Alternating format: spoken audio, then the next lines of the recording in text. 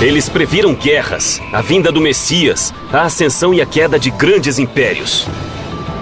Por milhares de anos, as palavras e as visões dos profetas mudaram o curso da história. Nenhum país foi tão influenciado pelas profecias quanto Israel. Desde visões de uma grande rebelião que criou os subterrâneos... É incrível. Infiltrou uma cidade e construiu um reino, escavado como parte de um esforço militar para lutar contra os romanos. Ao massacre de milhares de bebês, são claramente ossos de crianças pequenas. Ordenado por um governante ameaçado pela profecia de um rei recém-nascido. Este é o lugar mais sagrado na Terra. Foi aqui que Jesus nasceu. E uma fábrica de armas, secreta e moderna, oculta sob uma lavanderia.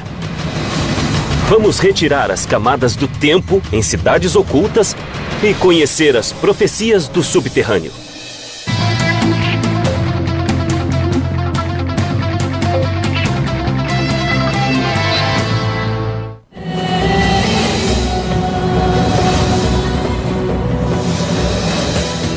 Para bilhões de pessoas, Israel é a terra mais santa do planeta.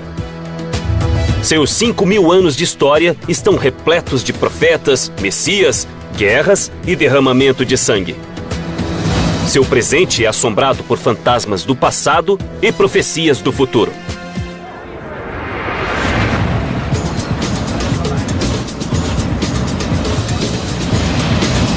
Eu sou Don Wildman e estou em Jerusalém, uma cidade que há milhares de anos é influenciada por profecias, como as promessas do novo reino de Deus aqui na Terra.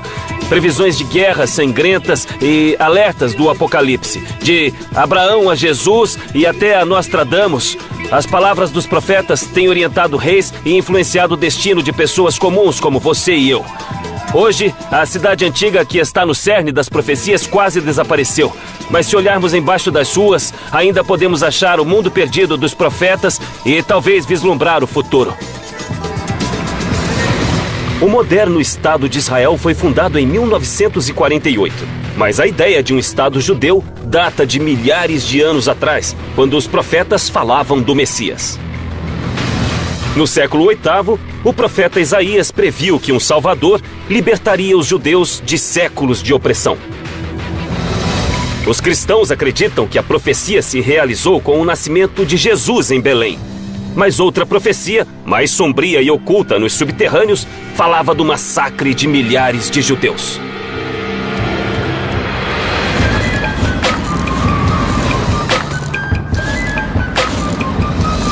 Eu estou a 8 quilômetros de Jerusalém. Estou em Belém, que quase todos conhecem como o local do nascimento de Jesus. Ela fica na famosa Cisjordânia, uma região que pode ser muito perigosa, mas nada perto do que era 2000 anos atrás. E o que se vê por aqui não lembra nada o lugar no ano zero. Mas ainda existem partes do passado ocultas sob o solo. Um passado moldado por duas profecias muito diferentes e muito poderosas. Uma falava do Messias, o Salvador dos judeus oprimidos, e a outra era muito sombria, um alerta assustador de um massacre de inocentes recém-nascidos. A Igreja da Natividade situa-se sobre uma colina no centro da cidade. Com mais de 1.400 anos e ocupando 3 acres, ela mais parece uma fortaleza. Mas alguns passos abaixo deste piso pode ficar o verdadeiro lugar onde Jesus nasceu. Eu vou me encontrar com o professor Kustan Shimali. Ele é especialista na Igreja da Natividade e a família dele mora em Belém desde antes do século XV. Professor? Olá, como vai? Aqui parece um show de rock, né? É sim, parece. Mesmo com a violência tão frequente na Cisjordânia, as pessoas visitam a Igreja da Natividade há 2000 anos. Sim. Os visitantes entram por esta portinha, construída pelos otomanos para que os animais não entrassem na igreja.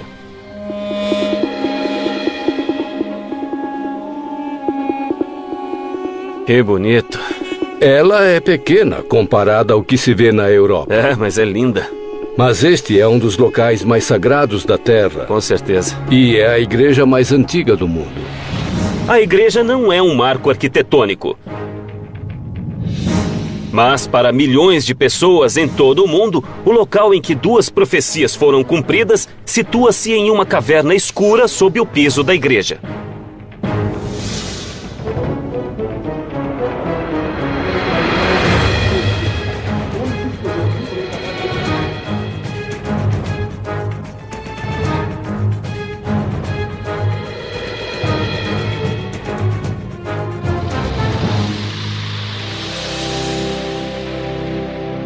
Este é o local da manjedoura. Sei. Depois do nascimento de Jesus, sua mãe Maria o pegou e colocou na manjedoura neste local. E realmente dá pra ver a parede de pedra. Sim, Esta é a caverna sim. onde estavam. Eu tô sem palavras. Nós estamos no centro da cristandade, bem aqui. Sim, este é o lugar mais sagrado da terra. É o lugar onde Jesus nasceu. Este é o local do nascimento de Jesus Cristo. E estamos no interior da gruta subterrânea, onde começou a vida mais sagrada de toda a cristandade. Este é o lugar exato da caverna onde ele nasceu.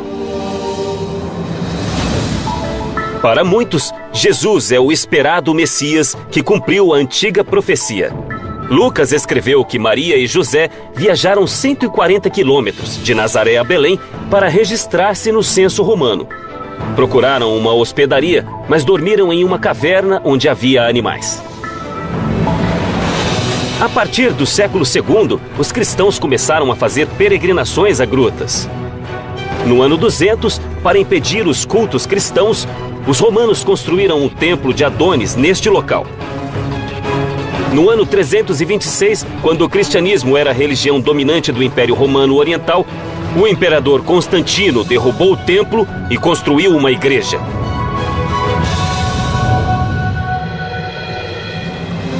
A Igreja da Natividade e o cristianismo ligam o nascimento dessa criança a esta caverna escura. Qual foi exatamente a profecia de Isaías? Que um novo rei nasceria na cidade de Belém e se tornaria o rei dos judeus. Quanto tempo antes de a profecia ocorrer? 700 anos antes do nascimento de Jesus Cristo. Então, durante 7 séculos, as pessoas esperaram essa vinda. A profecia de um rei judeu trouxe esperança aos judeus. Mas Herodes, o rei da Judéia, considerou-a uma ameaça. Herodes ficou cada vez mais paranoico e imprevisível e mandou matar a esposa, o cunhado e 3 de seus filhos. Houve um atentado a Herodes e um grupo de judeus, os fariseus, anunciou a vinda de um Messias. Segundo Mateus, os 3 reis magos vieram do leste, de acordo com outra profecia antiga, a profecia da estrela, que também previa quando e onde o Salvador nasceria. Os reis magos perguntaram a Herodes onde estava aquele que nasceu como rei dos judeus. Ele tinha medo por causa da profecia de Isaías de que um novo rei iria nascer. Ele estava aterrorizado e, como era um homem violento, reagiu com raiva. O que aconteceu foi registrado por Mateus. Esse é o único registro da história, mas seu legado deu forma ao cristianismo desde o nascimento de Jesus. 9 metros abaixo do solo, existe uma triste lembrança de um tirano desesperado por poder. Segundo Mateus, Herodes ordenou o massacre de todos os meninos de Belém com menos de 2 anos. Olha os ossos que estão alinhados e empilhados sob os túmulos. O que esses ossos representam? O massacre dos inocentes ordenado pelo rei Herodes. E quantos foram mortos? Alguns estimam que foram 6.000. Segundo os evangelhos, um anjo avisou José para levar Maria e Jesus ao Egito. Pouco depois, Herodes faleceu por causas naturais. Os ossos dos bebês mortos foram espalhados em túmulos pela cidade. Os ossos recuperados foram trazidos para cá. Esses ossos soltos foram trazidos dos túmulos para cá e colocados em pilhas aqui para serem vistos. Pode-se realmente ver como os ossos são pequenos. Esses claramente são ossos de crianças. O massacre de inocentes é uma história de um tirano atormentado pela paranoia e impelido a um mal inimaginável pela força da profecia. Mas a profecia de um grande rei judeu já era conhecida antes dessa época. No coração de Jerusalém estão as ruínas de uma fortaleza construída pelo primeiro rei dos judeus. Os túneis que passam sob ela foram palco de uma batalha sangrenta, prevista em outra profecia.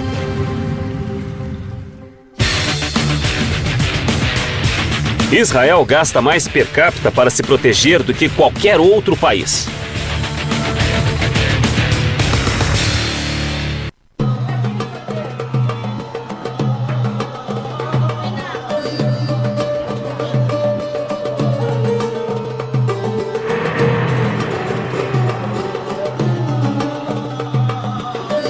Hoje, Jerusalém é a capital do Estado de Israel. Em 130 quilômetros quadrados moram mais de 700 mil judeus, muçulmanos e cristãos. Sua origem é a antiga cidade de Davi, o homem que transformou uma terra de pequenas tribos em uma nação poderosa. Sob as ruínas da cidade murada do rei Davi, encontramos antigas evidências de duas profecias que alteraram o destino da Terra Santa.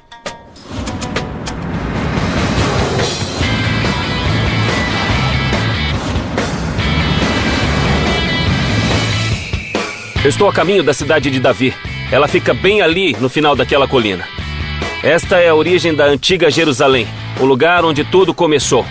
Foi construída milhares de anos atrás, no tempo em que o mundo era abalado pela palavra dos profetas, homens que se acreditavam escolhidos por Deus para transmitir sua mensagem.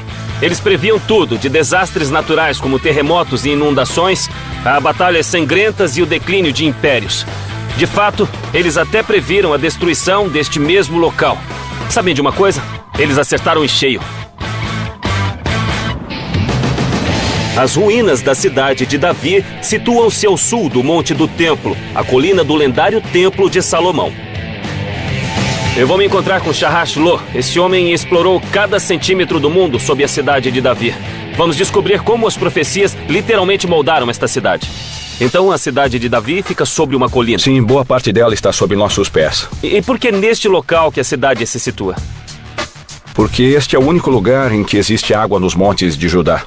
A água era essencial para a cidade, mas os túneis subterrâneos construídos para captá-la seriam palco de uma das batalhas mais sangrentas que a cidade jamais viu. Então, daqui em diante, vamos pelo subterrâneo, é isso? É, o início foi construído e depois escavado. Sei.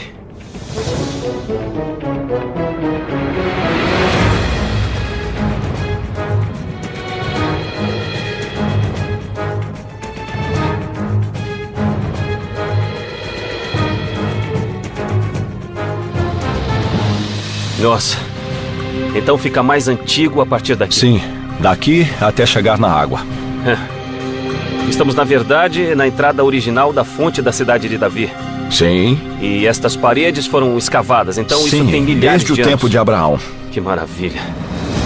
Há mais de 5.000 anos, Jerusalém foi fundada por um pequeno grupo de pessoas, atraído pelas águas da fonte de Gihon e pela defesa natural fornecida pelas altas colinas.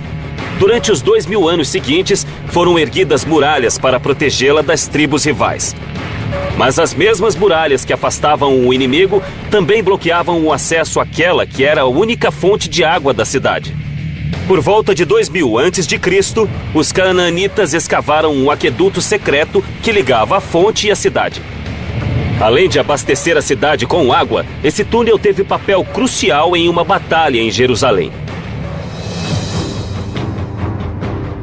Bom, eu vou parar você aqui um instante, pois quase ninguém sabe, já que não pusemos uma placa, mas bem aqui acima da sua cabeça está a muralha da cidade antiga. Isso significa que você veio de dentro da cidade e agora está indo para fora da cidade. E a muralha da cidade está acima de nós. Aqui estamos fora da cidade. Sim, neste momento você está fora da cidade, isso mesmo. Todos os dias, os canaanitas carregavam pesados jarros de água por essa passagem até uma torre de guarda sobre a fonte e desciam escadas íngremes para coletar água em segurança. A ideia desse maravilhoso sistema era conectar as pessoas que moravam na cidade com a fonte de água. Sem essa fonte, as pessoas morreriam em cerca de 3 dias. As defesas da cidade mantiveram-se por 1000 anos. Então, no ano 1000 a.C., Davi, rei do norte de Israel, quis unificar o povo judeu sob seu comando. Famoso por ter matado o gigante Golias quando era criança, Davi tinha apenas 30 anos quando marchou para Jerusalém com um pequeno exército e uma profecia. A profecia foi basicamente feita pelo profeta Samuel. Ele disse que a partir daquele tempo, a cidade seria revelada e existiria para sempre sob a casa de Davi. Toda a casa de Davi reinaria sobre a cidade para sempre. Mesmo que fosse expulso, ele sempre retornaria. Sabemos que Davi conquistou a cidade e a governou por mais de 30 anos. Mas não há sinais de que as muralhas foram invadidas. Não há sinais de destruição. Então, como Davi conseguiu se infiltrar na cidade? Lembre-se, Davi era um jovem muito corajoso, mas ele tinha apenas algumas centenas de guerreiros e não poderia vencer as grandes muralhas da cidade se não usasse o cérebro. Segundo a Bíblia, Samuel profetizou que a vitória de Davi viria em um ataque surpresa desferido através de um cano subterrâneo usado para água. Ele conquistou a cidade não pela força, mas graças a um grupo de poucas pessoas que entrou por este sistema de água e abriu os portões para os outros. Ele veio pelo subterrâneo. Ele veio pelo subterrâneo e pegou todos de surpresa. Durante séculos, estudiosos e aventureiros buscaram um pequeno canal de água, até que os especialistas perceberam que o cano bíblico provavelmente se refere a este túnel. Todo este sistema aqui, que basicamente levava as pessoas até a água, pode ser o cano mencionado na Bíblia. Mas a passagem de Davi por esses túneis era isso. uma parte da profecia, é isso? Claro. Pelo sistema de túneis, com 40 metros de comprimento, o rei Davi conquistou a cidade e cumpriu a visão profética de Samuel, na qual um rei poderoso criaria um reino judeu. Davi e seus descendentes governaram durante séculos, mudando a face da cidade que passou a ser a capital de um reino poderoso. Mas essa não foi a única profecia em que esses túneis tiveram um papel nas batalhas da cidade. 300 anos depois do rei Davi, Jerusalém confrontou a ameaça poderosa do exército assírio. Segundo as profecias, mais uma vez a vitória dependeria da fonte de Gihon. Estou ouvindo som de água. Sim, é que já estamos lá, bem perto da água.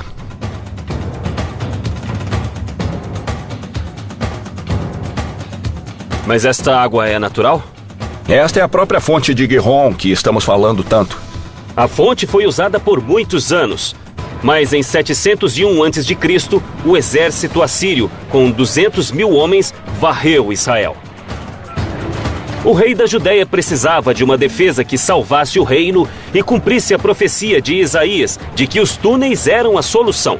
Os assírios tinham conquistado 46 cidades e marcado o local das vitórias com uma pilha de crânios. Jerusalém era o próximo alvo. Conforme o exército se aproximava e os refugiados acorriam a cidade, o rei Ezequias percebeu que um caminho até a fonte não bastaria. Ele precisava de um canal que trouxesse a água para a cidade. Jerusalém tinha crescido 3 ou 4 vezes na época. Enquanto construía uma nova muralha, ele pensou, a água não é bastante para sustentar a todos. Eu preciso resolver isso e realizou um feito incrível. Uma grande obra que foi criar e escavar o túnel de Ezequias, em que estamos entrando agora. O túnel de Ezequias tem 500 metros de comprimento, 100 dos quais sob o solo, e sai do lado ocidental. Há um leve declive da fonte para a piscina de Siloé, que é o extremo do túnel dentro da cidade. Foi tudo escavado à mão e na penumbra, pois em excesso, as lâmpadas de óleo consumiriam o oxigênio. Quando o exército assírio chegou à cidade, o profeta Isaías subiu na muralha e alertou: "Vocês não devem entrar na cidade, assim diz o Senhor, pois estamos prontos." Bom, Isaías sabia que uma nova muralha e este incrível sistema tinham sido construídos. Então este era o conhecimento secreto que Isaías tinha quando fez a profecia? Era. Os assírios sitiaram a cidade por meses, até que foram dizimados por uma praga e recuaram, cumprindo a profecia de Isaías. É por causa desta água, então, que Jerusalém existe hoje? Achamos que sim. É incrível. Este sistema de água foi criado para a defesa contra os assírios. Esta água vem exatamente da mesma fonte que fluía naquela época. Vamos dar uma olhada. Olha só essa água. Ela corre por aqui.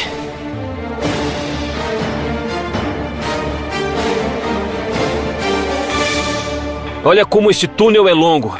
Ele continua nas duas direções. Este túnel é o alicerce da antiga Jerusalém e faz parte de uma profecia. Um profeta disse que o túnel salvaria a cidade. A destruição da cidade foi profetizada. e a destruição do templo, todas essas profecias empilham-se uma sobre a outra e constroem uma lenda que é Jerusalém. Mas o único modo de chegar ao fundo da lenda é descer aqui, até aqui, no subterrâneo.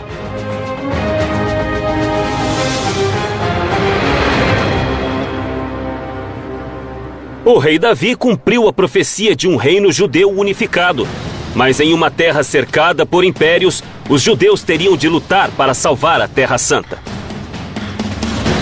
Quando os romanos cruzaram o continente, eles resistiram e, mais uma vez, usaram os túneis como campo de batalha.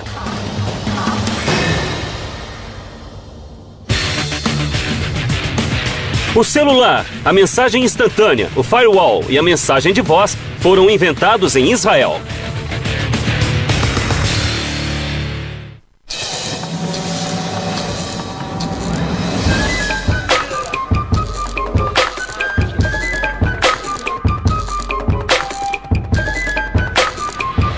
A cerca de 20 minutos de Jerusalém, ficam as ruínas de uma incrível fortaleza.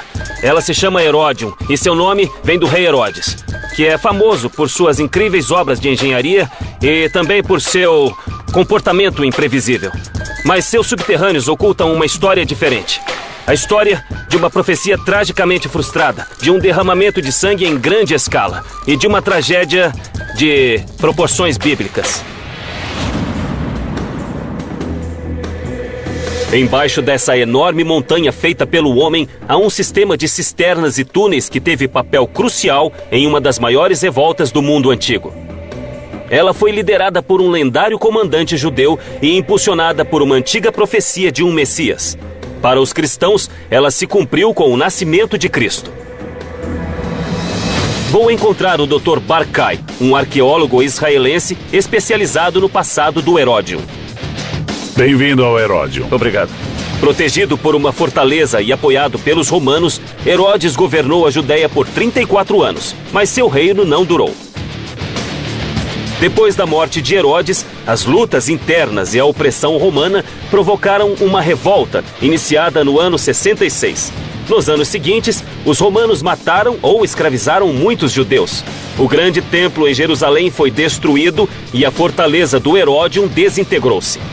Nossa, então aqui era o palácio. Este é o Palácio da Montanha. Foi acrescentado a um palácio muito maior que ficava abaixo. No ano 132, 60 anos depois da primeira revolta, essas cisternas abandonadas foram usadas para outro propósito quando a Judéia foi surpreendida por uma nova revolta.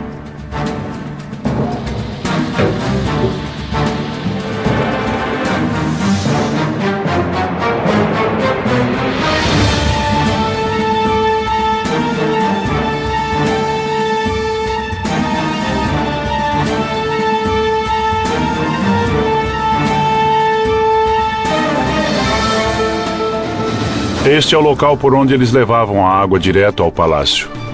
Tudo isto foi escavado? Tudo foi escavado, quase todas as cisternas originais. Saímos em outro lugar. O que é isto? Esta é uma das cisternas originais de Herodes o Grande. Podemos ver algumas marcas da água.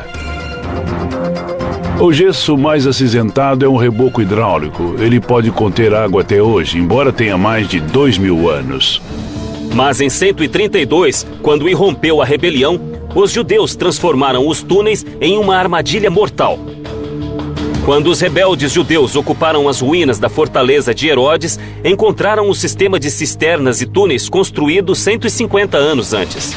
A fortaleza ocupava 3.000 metros quadrados. Os engenheiros de Herodes criaram uma montanha na planície desértica.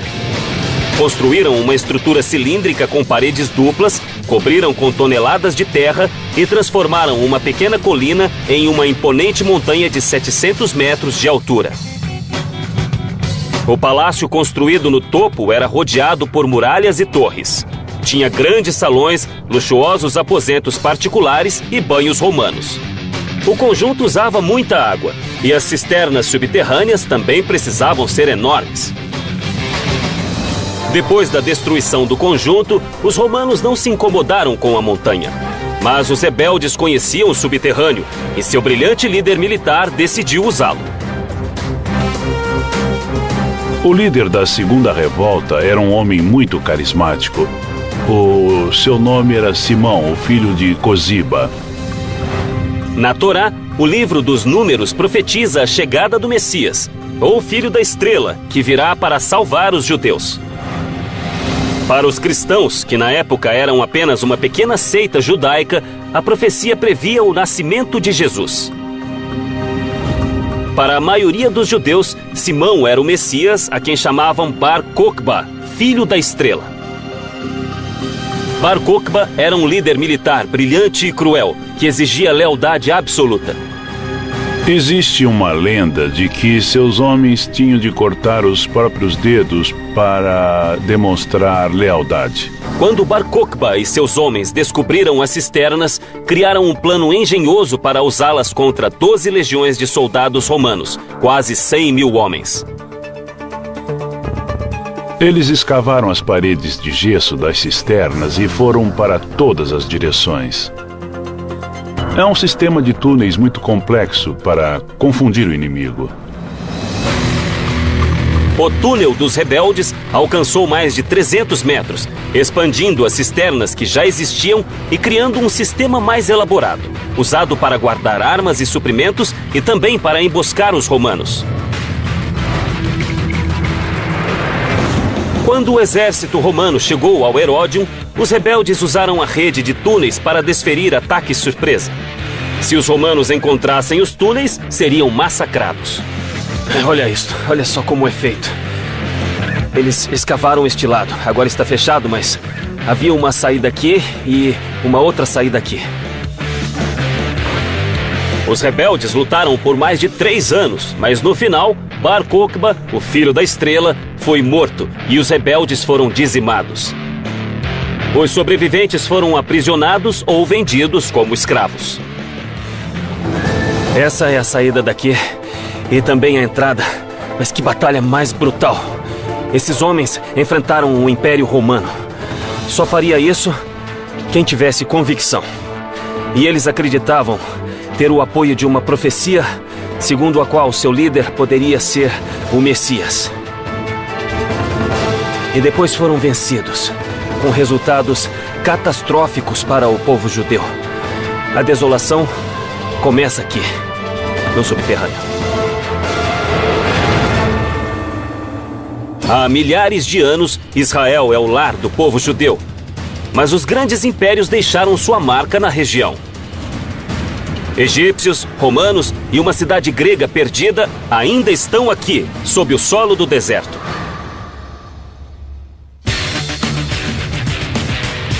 Israel tem o maior número de universitários formados per capita no mundo.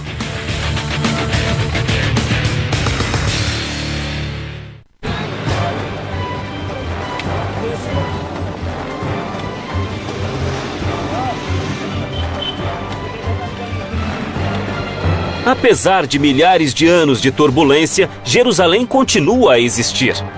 Mas uma cidade próxima teve outro destino. Ela foi varrida da face da terra há 2000 anos.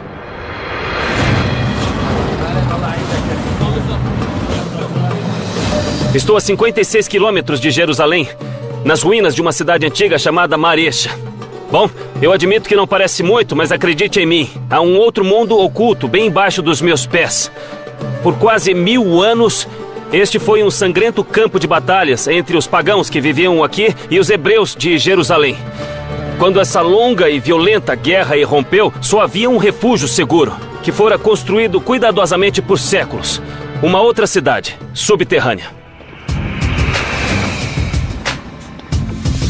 Vou me encontrar com Nahum Sagiv, um arqueólogo que irá me mostrar o subterrâneo. Nahum? Olá, Dom. Como vai? Então esta é Maresha. Sim. Você vê que temos as ruínas da antiga cidade de Maresha. As descobertas aqui vêm do período helênico, ou seja, do 3º e do 2º séculos antes de Cristo. E a cidade era densa? Havia muitos prédios? Estamos falando de 10.000 pessoas juntas. Já havia pessoas aqui 900 anos antes de Cristo, mas Maresha floresceu no século IV antes de Cristo, quando Alexandre o Grande conquistou a região.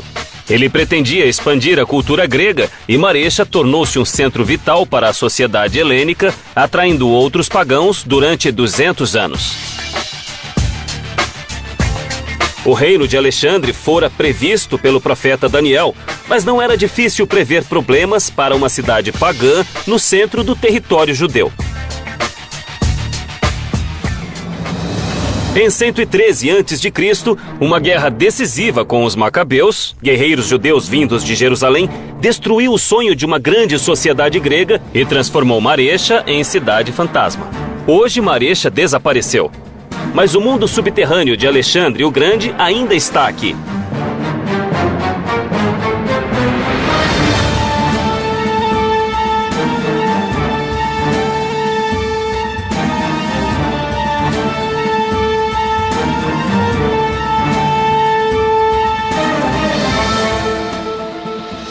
Esta é uma das 800 pedreiras escavadas à mão entre os séculos IV e X. Quase todas têm de 12 a 15 metros. É uma caverna depois da outra. Exatamente. Temos um grupo de dezenas de cavernas em sino muito grandes, muito altas. Todas elas são conectadas, é incrível. Esta foi uma grande operação de mineração. O calcário extraído dessas cavernas foi usado para construir Marecha, mas exigia manutenção constante. Eles usaram para construção, mas para mantê-lo é preciso rebocar as pedras. Se não houver população que continue a rebocar as pedras, elas irão desaparecer. Abandonadas há séculos, as casas de calcário de Marecha desmoronaram. Mas uma parte vital da cidade, remanescente dos gregos, permaneceu abaixo da superfície, a salvo dos cortantes ventos do deserto. Olha isto. Dê uma olhada. O que é esta coisa? Este é um esmagador. Esmagador. Para azeitonas. Então todo este subterrâneo foi feito para fazer azeite? Nós acreditamos que este tipo de esmagador chegou depois da conquista de Alexandre o Grande. 20 dessas antigas fábricas de azeite foram encontradas até agora. Elas abasteciam a cidade e exportavam 190 toneladas por ano. Há 20 anos, Nahum e seus colegas escavam esta área. Teve que tirar muita terra, hein? Removendo 2.000 anos de detritos e revelando grandes câmaras subterrâneas. Uma das maiores salas que encontraram em Marecha, que lindo, foi esta. Uma sala não para realeza, mas para pombos. Nossa, tem uma caverna enorme aqui. Olha isto. É incrível. O que é? Isto é um columbário. Um columbário, o que significa? Eles costumavam criar pombos aqui para usar a carne e o esterco. Olha isto. Esses buracos são para criar pombos. Olha só, estão perfeitamente alinhados. No antigo mundo mediterrâneo, os pombos eram uma mercadoria valiosa. Os pombos eram vendidos aos judeus para rituais de sacrifício e os excrementos, ricos em nitrogênio, eram usados como adubo para os olivais. Esses pombais eram muito valiosos para os moradores de Marecha. Este é um dos maiores que temos em Israel, é claro. E aqui, nesta área, nós temos centenas de pombais. Os pombais de Marecha foram criados antes de Alexandre e se expandiram com o tempo. Os pombais tinham 30 metros de comprimento e 10 de altura. Foram escavados em pedreiras de calcário sob a cidade e ampliados cuidadosamente para não provocar desabamento. Os construtores fizeram passagens para que os pombos entrassem e saíssem, mas com aberturas mínimas para barrar o ar seco do deserto que endureceria o calcário. Como a rocha permaneceu macia e fácil de escavar, os pombais foram ampliados para baixo. Marecha era próspera e pagã, e se tornou um alvo quando o líder judeu João Hircano subiu ao poder em 135 a.C. 22 anos depois, ele atacou a cidade. Pouco se sabe sobre a batalha, a não ser o resultado. Hircano I conquistou toda a região e obrigou o povo a se converter ao judaísmo. Então quer dizer que ele baixou uma lei. Ou você se converte ao judaísmo ou então morre. Exatamente. E muitas pessoas acabaram morrendo. Eles tinham seu modo de vida. Tinham muito a perder, então rejeitaram a ordem e pagaram com a vida. Alguns conseguiram escapar, mas em 40 a.C., a rica Maresha estava em ruínas. Por toda parte nesta terra, há derramamento de sangue, guerra e aniquilação. Civilizações esmagadas. Mas esta também é a história de incríveis feitos de engenharia, de sobrevivência sob as mais difíceis circunstâncias. E o lugar onde mais se encontram esses milagres, feitos pelo homem, fica bem aqui, no subterrâneo. A luta pelo controle de Israel já dura milhares de anos e não é história antiga. A profecia que levou o rei Davi a unir os judeus há 3.000 anos ainda é uma força atuante em Israel. Embaixo desta lavanderia, existem evidências de que os rebeldes antigos tinham algo em comum com os modernos: o subterrâneo. A palavra Amém aparece 773.692 vezes na Bíblia.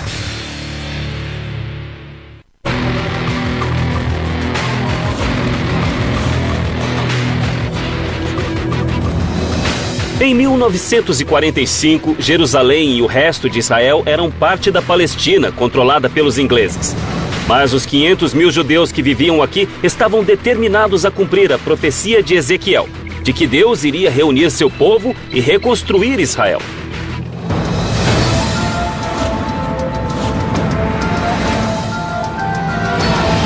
Este kibbutz fica no centro de Israel. Ele é uma comunidade em que todos compartilham a terra e contribuem para o bem geral do grupo. Mas 60 anos atrás, esta comunidade pacífica e idealista ocultava um segredo militar. Bem diante dos ingleses que ocupavam esta área na época, a resistência judia criou uma fábrica de armas secreta, no porão daquilo que aparentemente era uma lavanderia totalmente inocente.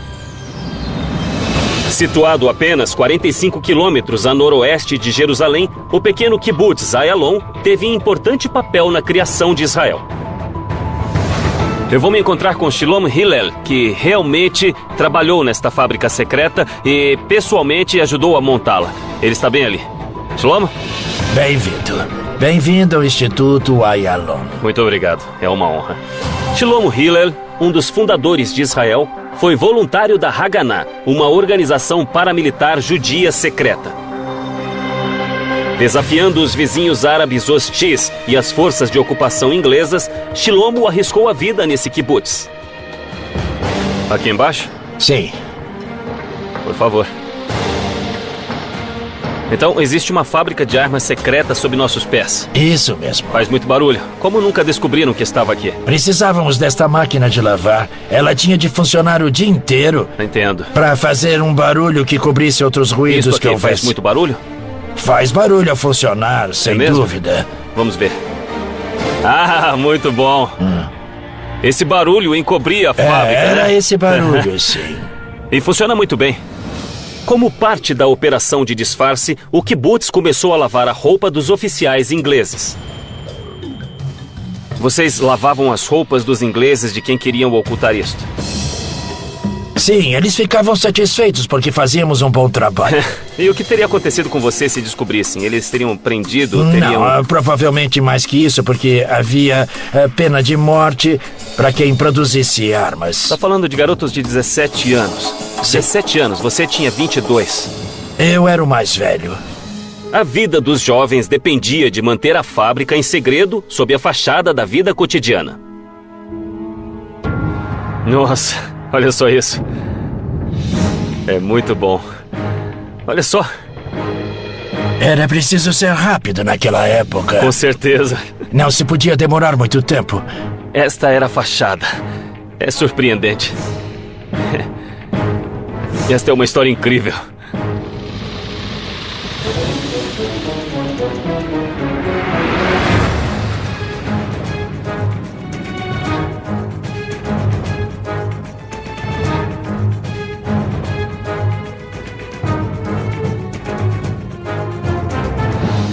Que coisa incrível. Fica cerca de 8 metros abaixo da superfície. 8 metros abaixo. Sim. É cerca de 20 pés. O espaço está como era na época? Exatamente. A lavanderia cobria o poço de entrada para a fábrica de balas, 8 metros abaixo. Nos fundos da lavanderia havia uma padaria que ocultava outra entrada. As paredes de concreto e o teto da fábrica de 160 metros quadrados eram reforçados com ferro. O que vocês fabricavam aqui embaixo? Munição. Um único item. Balas para a metralhadora Sten. A Sten era uma metralhadora inventada pelos ingleses. Era barata e fácil de produzir e disparava mais de 500 rajadas por minuto. A Sten usava balas de 9 milímetros chamadas Parabellums, que significa preparar para a guerra. Chilomo e os outros na fábrica produziram mais de 2 milhões de balas em segredo total, na tentativa de cumprir a profecia de Ezequiel de reunir os judeus e criar Israel. Bem, isso aconteceu em 1945. Foi no final da Segunda Guerra Mundial. Nosso povo começou a entender que havia uma possibilidade, provavelmente pequena, de que se decidisse criar o Estado de Israel depois da Segunda Guerra Mundial, depois do Holocausto. Seria muito diferente, porque nós teríamos de enfrentar os exércitos dos países árabes vizinhos. E vocês sabiam que estariam sob ataque? Hoje Israel tem um dos exércitos mais poderosos do mundo e ainda está cercado por inimigos. Em 1945, os colonos judeus estavam desarmados e corriam perigo. Os jovens do kibbutz de Ayalon decidiram fazer algo. Construíram a fábrica de armas e contrabandearam os equipamentos da Polônia. Como funcionava? Me conte como é que vocês faziam as balas. Bem, tudo isso funcionava com eletricidade e fazia muito barulho quando estava ligado. Nossa, olha, era assim que isso funcionava. Era assim, sim. Então, isto é o resultado do metal que era processado, estirado e moldado na bala que era preciso cortar do tamanho exato da bala. Circuncidávamos a bala. Entenda, Circuncidavam a bala. Então, ao longo desta linha de produção, havia rapazes e moças, homens e mulheres jovens trabalhando em um processo que desconheciam totalmente até que eles se viram numa operação secreta. Na superfície, havia milhares de soldados britânicos acampados nas proximidades, mas o maior perigo estava na fábrica. Se algo desse errado aqui, não tinha saída. E as paredes isso podia ter explodido e matado todo mundo aqui dentro. Porque estávamos lidando com pólvora, com dinamite. Mas as balas tinham de ser testadas e a poucos metros do material explosivo, eles criaram uma galeria de tiro. Então, esta é a galeria de tiro. Todos os dias a qualidade do produto era testada aqui isso dentro mesmo, era assim. Da própria fábrica. Sim, e na minha opinião, isso era perigoso demais. Apesar dos riscos, não houve acidentes fatais em Ayalon e eles nunca foram descobertos, prova do bom planejamento dessa operação subterrânea. Eles tinham até uma cabine de bronzeamento para parecer que os trabalhadores haviam estado ao ar livre. É incrível o número de detalhes com que tinham que se preocupar. A menor suspeita podia ter sido o fim de todos nós. Vocês viviam um filme de espionagem. Bem, isso foi parte da nossa vida. Isso é, na época, fazíamos isso porque nós sabíamos que nosso trabalho tinha de ser feito e fizemos. Sentíamos satisfação por estar fazendo algo que sabíamos que era importante para a nossa sobrevivência. É impressionante.